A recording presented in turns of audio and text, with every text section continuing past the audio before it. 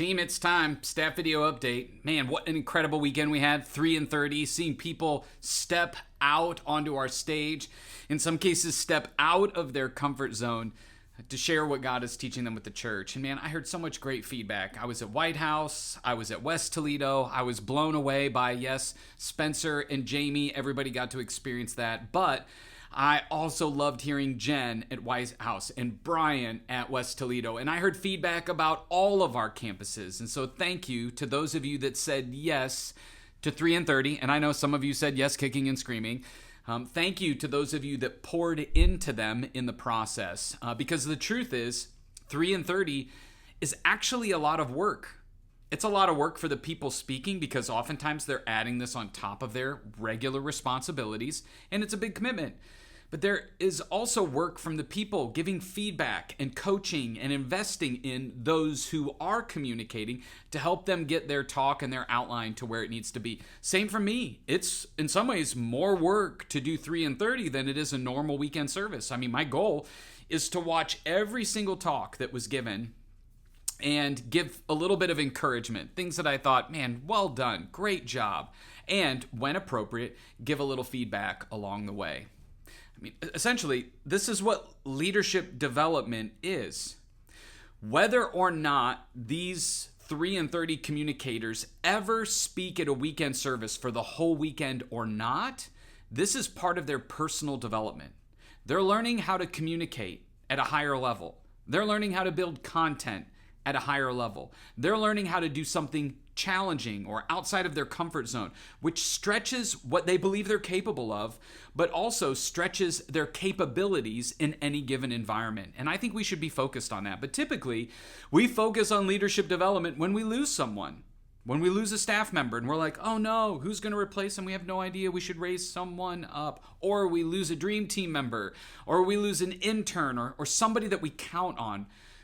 That kind of leadership development is often reactive and it's in the midst of pain. But what if we instead just made leadership, if you don't like the word leadership, people development, if you want the biblical word for it, what if we just made discipleship a regular part of our weekend rhythm? Too many people narrow discipleship down to what they know about the Bible, and that's really important. But discipleship is really how we help unlock people's God-given purpose around us. Go and make disciples, not go and study the Bible more. As great and as much as I love to study the Bible, go and worship more. No, disciples are unlocking people's vision to be a part of His Great Commission in their life.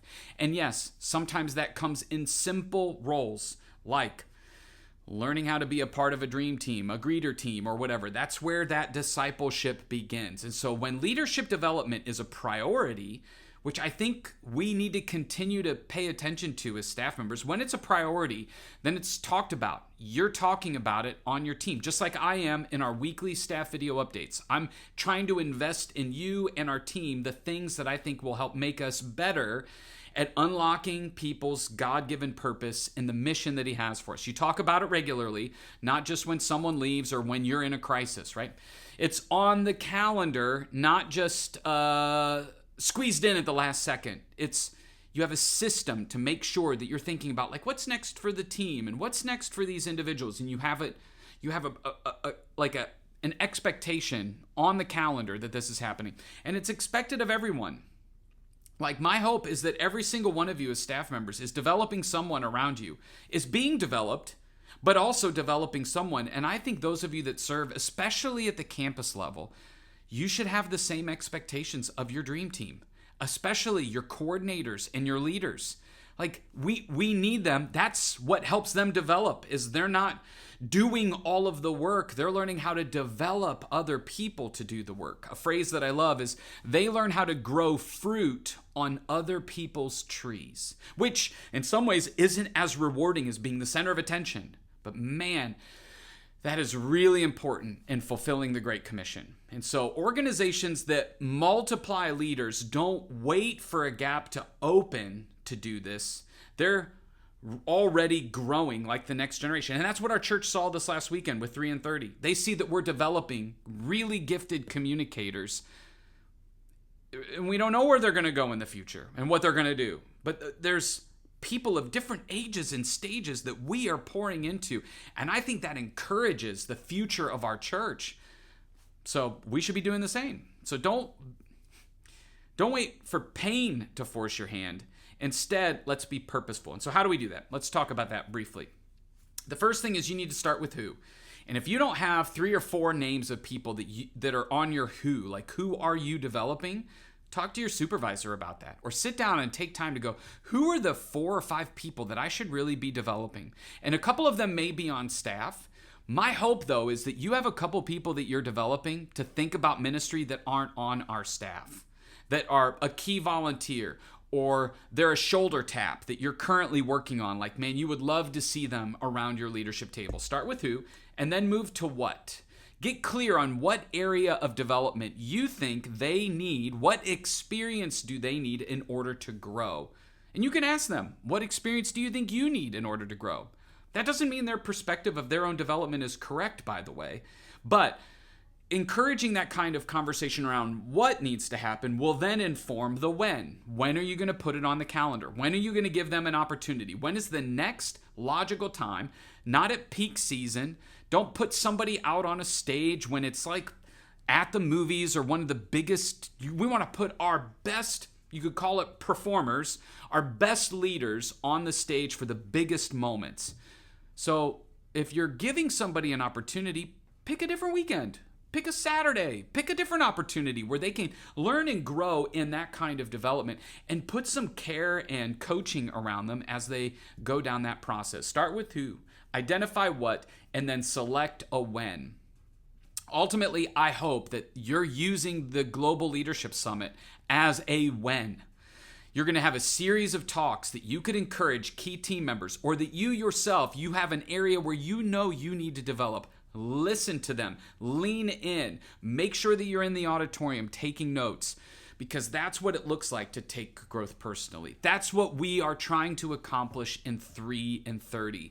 And I think as we continue to lean into that, when God moves people, which he will, that's what a growing organization experiences. When God moves people, then we're not sitting here in a panic, like, oh no, what are we going to do? And in pain, but instead we will see a purpose-filled opportunity for someone else to step into that. So, who, what, when? Take a few moments, write down a few notes to the answers, a few answers to those questions, and get excited, because 3 service times, adding or changing our service times, is coming up just a few short weeks away. This weekend, we kick off a new series called Unshakable Joy. I'm excited to be back and excited for what 1 John is going to bring. We're going to kick off 21 days of prayer. And so this is going to be an incredible month of helping people redirect their focus purposefully to God's light, God's love, how to guard against worldly desires and false teachers, and the assurance of salvation. Those are some of the key themes that John writes about that help complete our joy. And I think this is going to be a great season for our church. As we get closer to our 3rd year, as we step into a growth season this fall, I can't wait to see what God is going to do next. And I'm so thankful to be on this journey with you.